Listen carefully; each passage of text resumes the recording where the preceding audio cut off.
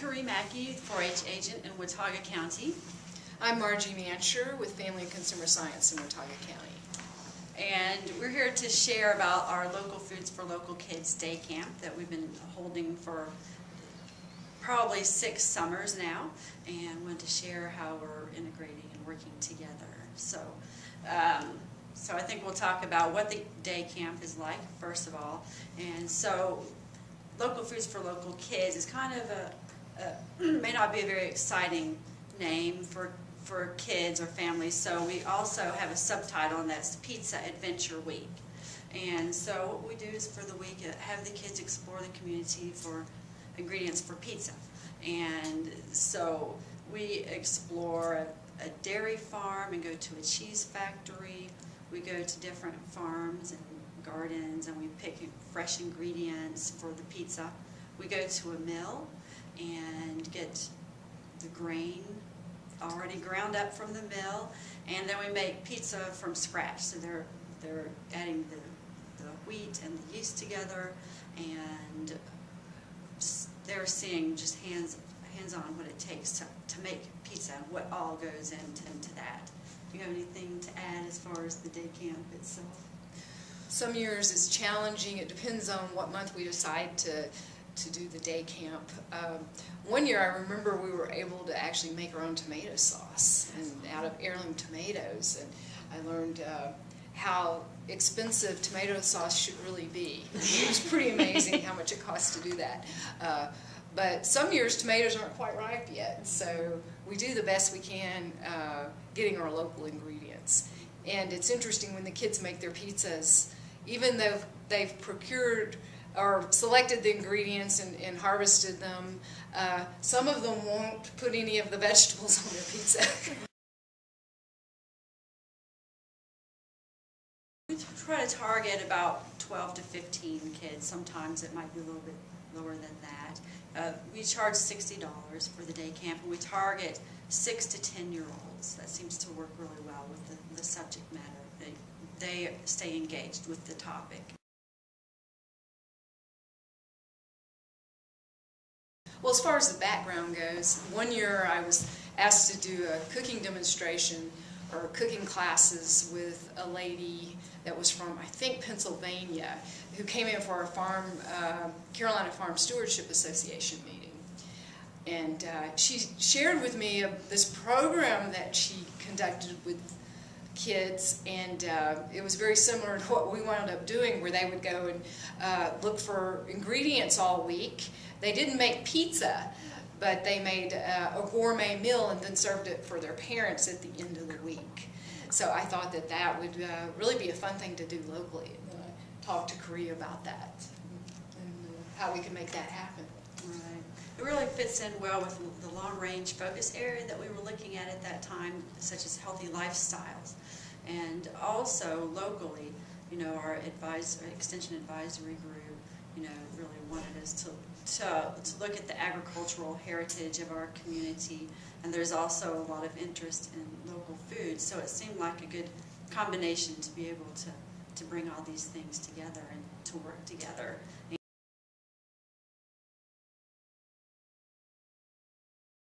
had different guest speakers that would come in. We had a lady come in one time, and we got to sample different grains, and that was the day that we went to the grist mill.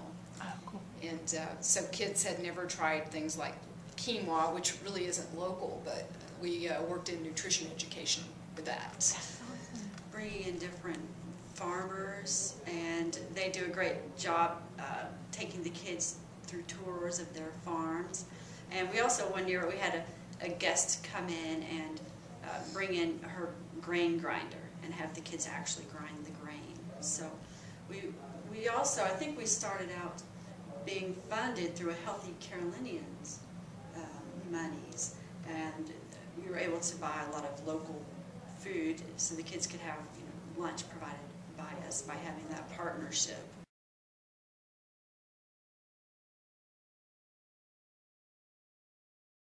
The biggest strengths is getting all of the agents in our office involved and kids like the variety of speakers. We got our environmental educator involved, and she talked about how much water it takes to produce different types of foods. And then we did that next to the New River, and then we went and played in the New River, and she taught them about what bugs were in there and how healthy that stream was, so, or not healthy. So that was fun. We have our horticulture agent plant salad bowls with them as an activity, and we've had our livestock agent talk about cows and teach them about products that come from livestock. So we're expanding from, you know, having objective of increasing interest in fruits and vegetables to also it could fit in with the natural resources angle as well, because we're looking at the local community, we're looking at plants, we're looking at insects and composting and water issues. So it's really kind of a multidisciplinary sort of approach. And we're also role modeling healthy eating to the children. We're serving them healthy foods. When we serve lunch to them, we buy local bread with whole grains or local cheese. So having them see some healthy foods is a great way to help them learn how to be more interested in what they eat.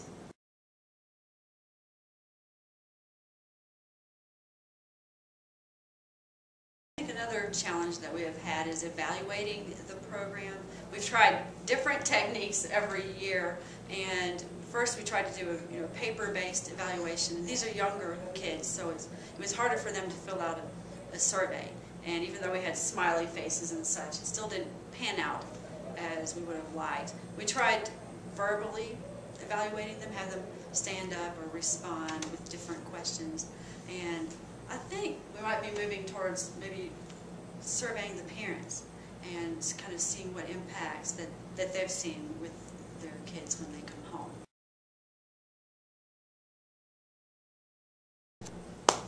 I think one of the challenges was that we were only going to provide healthy foods for these kids, and no white bread, fruit with their lunch, no Cokes or sugar-sweetened beverages, water only.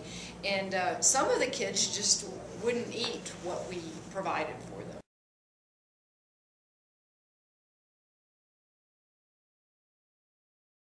Have kids increase awareness of where their food comes from and increase interest in vegetables and fruits and try new things. And we have definitely found by touring the gardens that they are eating things that they might not usually eat. Some kids, we've involved them in harvesting garlic at one of the farms, and some of the kids were eating garlic bulbs. I remember one year a grandparent came in to pick up her grandchild, and she saw him eating spinach, and she was just amazed. She's like, he'll never eat spinach, and he was stating that he would eat spinach now. So that, to me, that's kind of a satisfying impact to have with the kids. Most recently, one of the parents said that her child had gained more confidence and that he was taking more responsibility in the kitchen.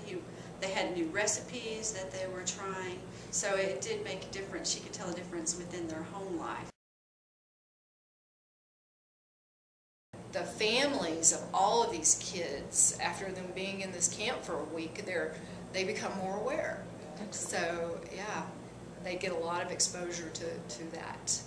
And who knows who it impacts, who they talk to about it. Mm-hmm. Right, that's a good point. There's the little P and the big P as far as programming, and so I know Margie's getting into some more local foods, and there's a local foods campaign, so this fits right in with that. So it's one more activity that helps, role model healthy eating and healthy lifestyles. Well, my family, we grow some of our own food.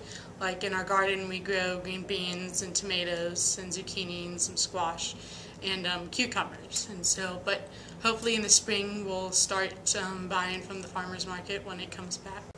I guess what I'd like to do is I'm hoping these girls will then go out and tell their friends, sort of expand it out there to let other kids know that maybe need to question, well, Mom, where did that come from?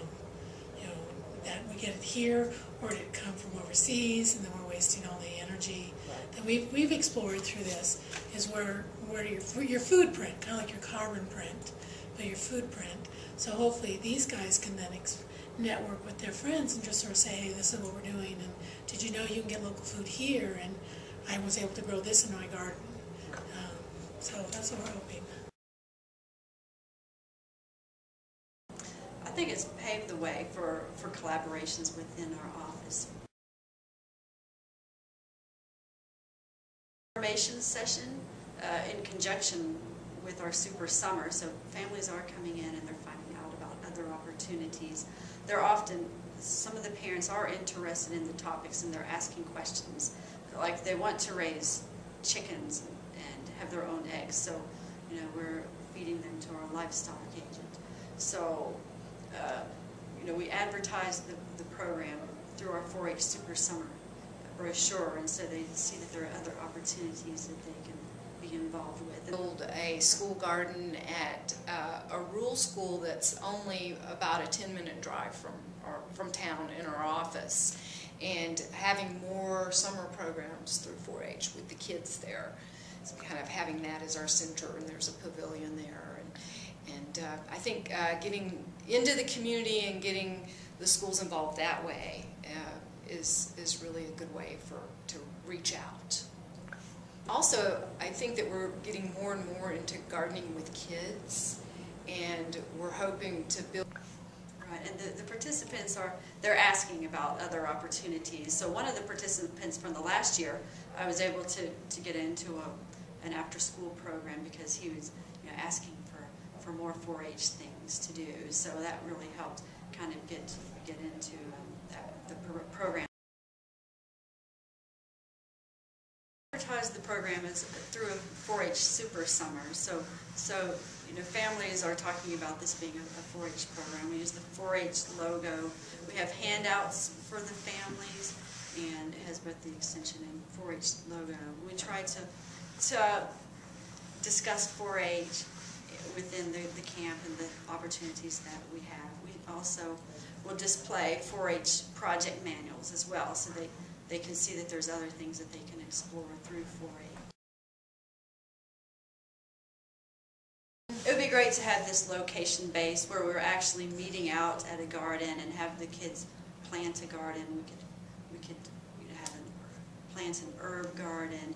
We could have them meet at other times throughout the summer, so they're kind of seeing, starting the plants and then actually cultivating them and doing other things with them, having more cooking involved.